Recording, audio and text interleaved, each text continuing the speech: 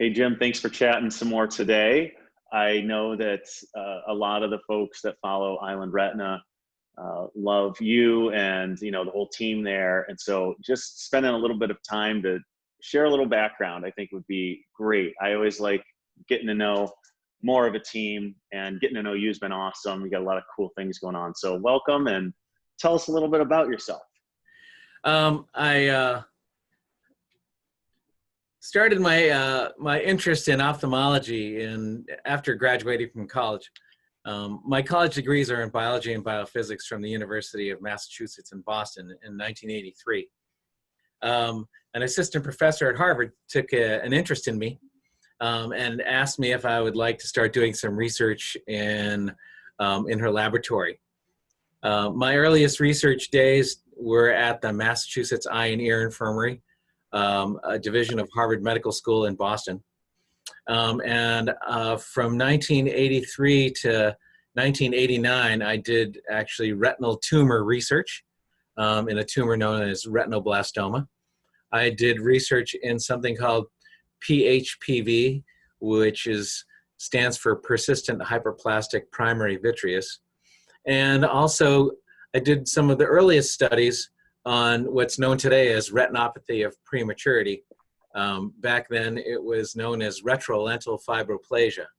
The research that I did was rote bench chemical research using immunohistochemistry, a lot of microscope slides, a lot of work on microscopes, a lot of photography in the dark using elements that had fluorescein attenuated molecules.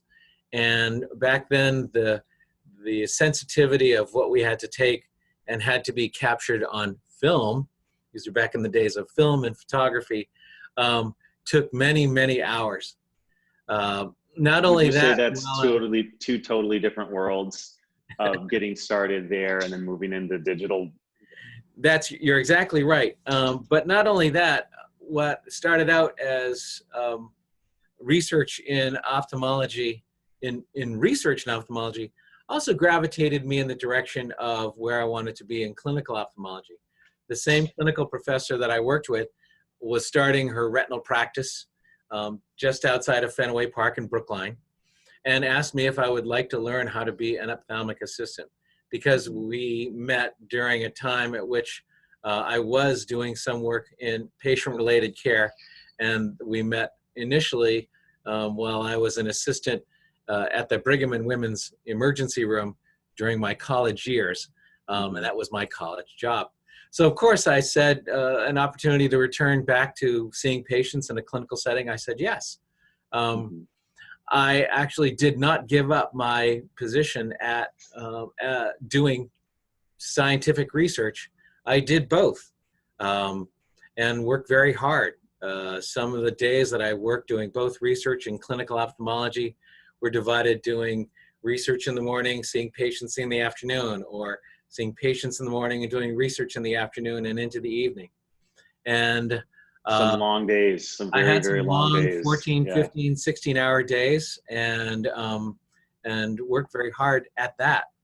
I was recruited then by Dr. Weber, who I met during her fellowship at Harvard Medical School at the Scapin's Eye Research Institute and the Retina Associates, and was offered a position to come down here to Long Island and work with her. There was, and that was fairly recently, wasn't it, Jim? That was it was in the winter of 1998. Yeah, so, fairly recently. So it was also at a time when photography in the human eye went from film and emulsion to digital photography. Of course, in this day and age, everyone knows about digital photography, digital image planes, digital recording, because we all have them either on our laptops as a micro camera, or we have them on our cell phones. And I've seen digital imaging in ophthalmology come up from these very low resolution 2 megapixel cameras to 6 to 8 to 10 megapixel cameras, which is what we use on a daily basis here at Island Retina to document and look for diseases in the eye. Would you say that's one of the biggest differences or changes you've seen over the course of your career, is some of the developments on that side? Oh, I know there are a lot of others you brought up, but would you say that's a key, or if oh, the that is biggest definitely a key image. One of the things that also was being researched in the Boston area at the time, and then was perfected in the early 2000s and then made commercially available, was not just burst, flash, or fluorescein angiography of the eye, but the other modality in which we look at retinal imaging, and that's known as Optical Coherence Tomography, or nicknamed OCT. So OCT in the eye allows us, technicians and clinicians, to actually look at the layers of the human retina from the front to the back, and actually look at the course of and follow the progression or the treatment of retinal diseases. And these are, of course, tests that are done in the office, and the results can be seen at the same time that the patient is being seen by the ophthalmologist or the clinician. So I have watched and witnessed imaging of the retina come up through the ranks, through fundoscopic examination and hand drawings, to digital photography, to digital imaging, and now digital cross-sectioning of pathology inside the human eye. That's fascinating. And you mentioned actually on a patient being able to get certain tests now, and what that has, the advent of them being able to get the access and the speed has got to have changed the ability to work with patients so greatly as well. Besides the new technology, would you say that that change has been most visible in how you work with patients? Yes, you know why? Because very often we can have them in the room as well as one of their family members in the room. And once the tests that are scheduled in the office, once the tests are performed, review softwares can be used so that whatever imaging device was used in one location, we can bring the patient into the examination room with the physician and pull up their images using review software.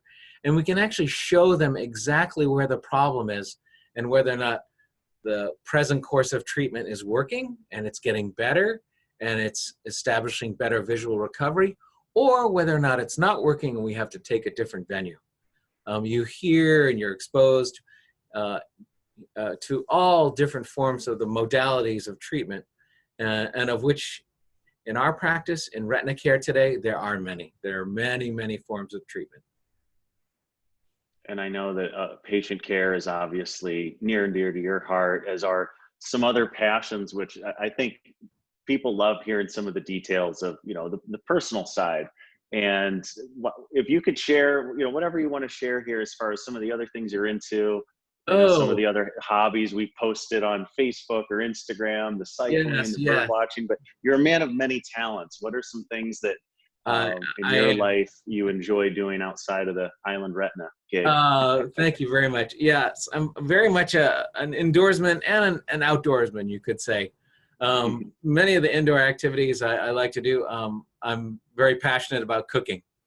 I spend a lot of time in the kitchen.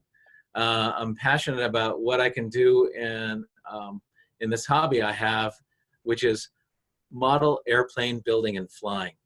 And so to actually construct a craft, a ship from the bench and cover it and put everything together and then bring it up and make it fly beautifully in the sky. And these model airplanes, you've given some flight. You've given some flight. You've that's right. Actually built some of these. That's incredible. Yes. In my arsenal, actually at home, I have 6 or 7 model airplanes and 2 remote control model helicopters as well. Oh, that's so great. There's a great deal of technical prowess, which perhaps my interest in ophthalmology I bring to the bench, or maybe something in my shop I actually bring to my workplace. Well, I know the examples when we've talked about being in the workshop and trajectory of propelled objects as it relates to eye safety. I now have at least a better picture some of the workshop work being done. Yes, yes, you Model absolutely. helicopters, I got to believe there's going to be some scenarios there for protection. Yes, there absolutely is. A lot of things can go wrong when you have spinning airplane propellers Mhm. or spinning helicopter blades. A lot of things can become propelled into the eye. So I'm always concerned about eye safety as well. Outdoors wise, I'm an avid skier and avid bicyclist. There is an event that is dear to my heart known as the Pan Mass Challenge Ride for Cancer. It is to benefit the Dana-Farber Cancer Institute and raise funds for the Jimmy Fund, which is the vehicle that takes care of children's childhood cancer care and also all types of cancer research at the Dana-Farber Cancer Institute. I've been involved with that organization for 14 years, and this year would have been my 11th year riding in the Pan Mass Challenge Ride for Cancer. And that's no small feat either.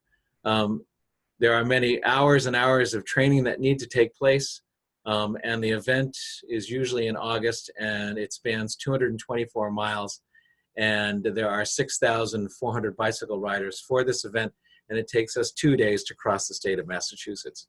Yeah, no small feat. I've heard from a lot of other cyclists that have participated. It is. I have not participated yet, but it's quite the challenge, quite the course. I'm also an active boater and also fisherman. I fish from boats. I fish from the shore, and so if you were to see my cars, my vehicles, my garage, there's all of those other accessories as well. So yes, there are many sides to what I do outside of the office, outside of these walls of Island Retina, that keep me active and keep me healthy and keep me stimulated and keep my mind sharp. Well, Jim, thanks for your time today. Always a pleasure chatting with you, and I appreciate getting a few more details about how you've gotten into practice and really what you've brought and seen transpire over the career by way of overview. And I'm for sure looking forward to more conversations. Thank you, Nate. I look forward to it as well.